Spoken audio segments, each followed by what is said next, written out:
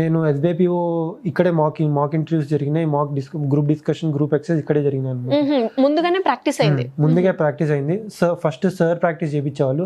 దాంతో పాటు పేరెంట్స్కి చెప్పినప్పుడు పేరెంట్స్ ఫీలింగ్తో పాటు మీరు కోర్సులో జాయిన్ అయ్యి ఎన్ని మంత్స్ అవుతుంది, ఎన్ని మంత్స్లో ఈ జాబ్ని క్రాక్ చేయడం జరిగింది మీరు?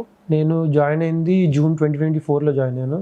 ఇప్పుడు నాకు డిసెంబర్ ఆ టైంకి జాబ్ వచ్చేసింది. యాక్చువల్గా లాస్ట్ ఇయర్ కూడా నాకు ఐబీపీఎస్ పిఓ ఇంటర్వ్యూ వరకు వెళ్ళాను, కానీ ఇంటర్వ్యూలో 1.5 మార్క్స్తో నాకు పోయిందనమాట. లాస్ట్ ఎస్బీఐపిఓ కూడా ఇచ్చాను, అది ప్రిలిమ్స్లోనే 0.5తో పోయింది. సో అప్పుడు అవి వచ్చుంటే ఐబీపీఎస్ పిఓ వచ్చేదేమో, కానీ దానివల్ల నాకు సెకండ్ అటెంప్ట్ తీసుకోవాల్సి వచ్చింది. ఓకే, ఇన్సూరెన్స్ మాత్రం ఫస్ట్ అటెంప్ట్ లోనే వచ్చింది. ఇన్సూరెన్స్ మాత్రం ఫస్ట్ అటెంప్ట్, ఎందుకంటే నాకు అప్పుడు అర్థమైంది అనమాట. ఐబీపీఎస్ పిఓ ఇంటర్వ్యూలో పోయినప్పుడు నాకు అర్థమైంది ఎక్కడ తప్పు చేశానని. సో ఈసారి ఇన్సూరెన్స్ వచ్చినప్పుడు, ఎందుకంటే బ్యాంక్ కంటే ఇన్సూరెన్స్ లో కొంచెం stress free job, pay scale కూడా కొంచెం బాగుంటుంది. సో ఈ వచ్చిన ఆపర్చునిటీ వదులుకోకూడదని దీనికి కొంచెం ఎక్కువ కష్టపడ్డాను. Nice option. చాలా మంది కూడా ఇప్పుడు బ్యాంక్ వచ్చింది, ఇన్సూరెన్స్ వచ్చిందంటే ఆటోమేటిక్ గా అందరూ బ్యాంక్ కే వెళ్తూ ఉంటారు, కానీ మీరు ఇన్సూరెన్స్ ని చూస్ చేసుకున్నారు.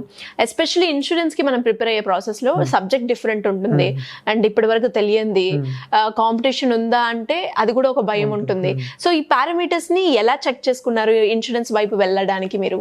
మెయిన్లీ ఎన్ఎస్సిఎల్ లో ఎట్లా అంటే మెయిన్స్ లో కంప్యూటర్ అవేర్నెస్ అనేది ఎక్స్ట్రా సబ్జెక్ట్ అనమాట.